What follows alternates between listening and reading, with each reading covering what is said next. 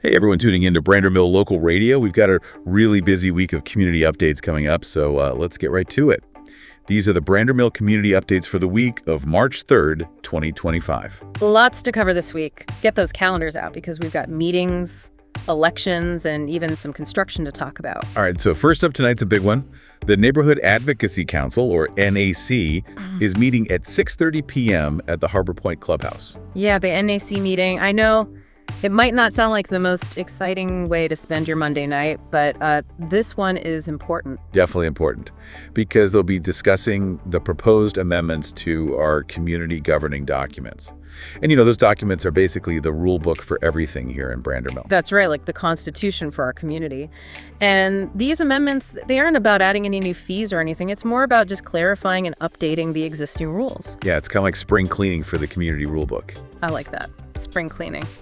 So yeah, if you want to have a say in how things are run around here, tonight's meeting is the place to be. You can get informed, ask questions, and even voice concerns. I know not everyone can make it tonight, so if you can't make it, there's also the Town Hall meeting on Tuesday, March 11th at 6:00 p.m. at the North Beach Clubhouse. They'll be covering the same topics there. 2 chances to get involved. We love to see it. And if you really want to get into the details of these amendments before the meeting, you can always review the document itself. Oh, yeah, that's right. Okay. It breaks down all the proposed changes in detail. And if you've got any questions, don't hesitate to reach out to Julie Reddington at julie.reddington@fsresidential.com. They're a great resource for anything related to the governing documents. Now, let's move on to another big decision coming up, the Board of Directors election. The candidate videos are officially online. Oh yeah, those candidate videos. It's always so interesting to hear from the candidates directly. Absolutely. And if you want to go beyond the videos and actually ask some questions, make sure to attend the Q&A panel on Thursday, March 6th at 6:00 p.m. at the North Beach Clubhouse. You can also attend virtually if that's easier for you. It's like speed dating, but for community leaders. Okay, moving on. Just a friendly reminder that enforcement of amenity regulations starts today, March 3rd. So even if you've already completed the renewal process, you need to make sure you display your sticker or go pick it up. Definitely don't want to get a violation notice, or even worse, towed. So double check those stickers, folks. The grace period is over. Now let's move on to some updates from our maintenance and construction crews. There's drainage work happening at Planters Wood Old Barn Court and Cove Ridge Place. And good news for those who use the walking trail in that area. It will remain open during construction. But be careful. Safety first. And speaking of drainage, VDOT has been working with our maintenance team to address those clogged culvert pipes after all that rain we've had.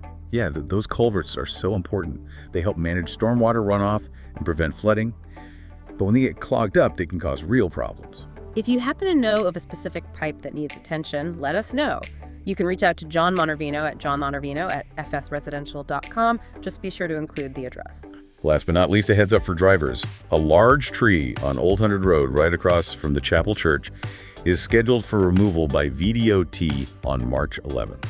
VDOT will be doing their best to minimize disruption, but there will be periodic road closures throughout the day, so plan accordingly.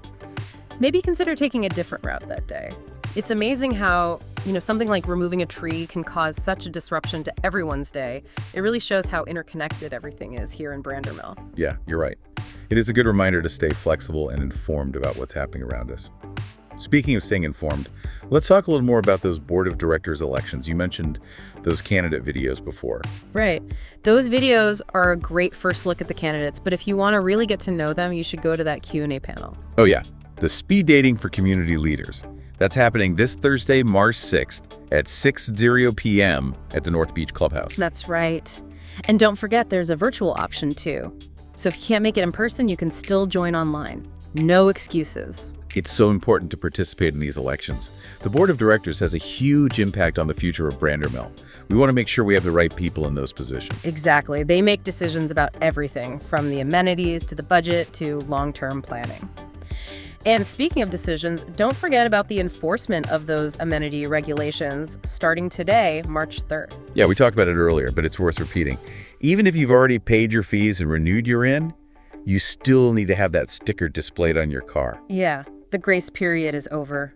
Starting today, if you don't have a sticker, you could get a violation notice. And if you haven't renewed at all, you risk being towed. Yikes. Nobody wants that.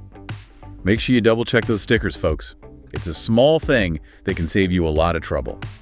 Now, for an update on those construction projects around Brandermill, we mentioned the drainage work happening at Planters Wood, Old Barn Court, and Cove Ridge Place.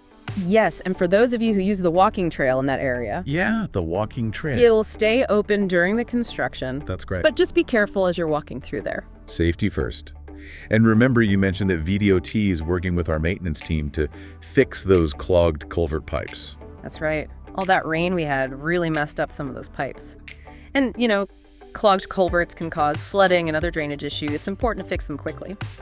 If you know of a pipe that needs attention, you can report it directly to John Monavino at johnmonavino@fsresidential.com.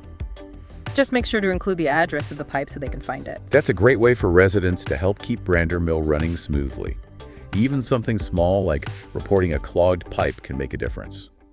We should all try to be aware and take action when we can. I agree.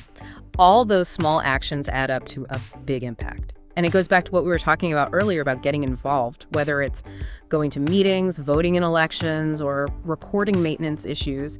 Every action we take helps shape our community. I like that.